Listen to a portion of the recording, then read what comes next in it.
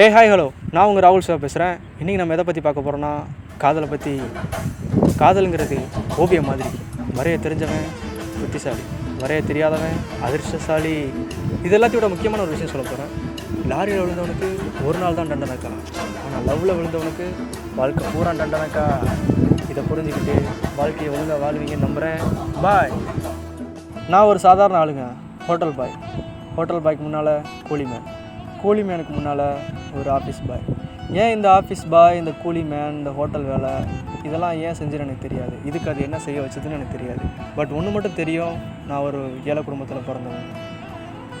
வறுமைனா என்னன்னு பார்த்து இல்லை, கண்டு இல்லை, அனுபவித்து தெரிஞ்சுக்கிட்டு வரேன். பட் இதுலேருந்து நான் என்ன சொல்ல வரேன்னா, உழைக்கிறவங்களை மக்கள் என்றைக்குமே கைவிட்டதே கிடையாது அப்படிங்கிறது ஒரு நம்பிக்கை. பட் நமக்கு தெரியும் யார் கடுமையாக உழைக்கிறா, அது நம்ம கண்ணில் பார்த்தா தெரியும். மீதி ஆடியன்ஸை விட்டுருங்க, அவங்க பார்த்துக்குறாங்க யார் கை தட்டணும், யாரை மேலே கொண்டு வரணும் அப்படின்ட்டு.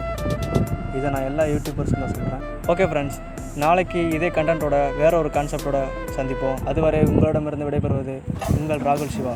பாய். I love you all.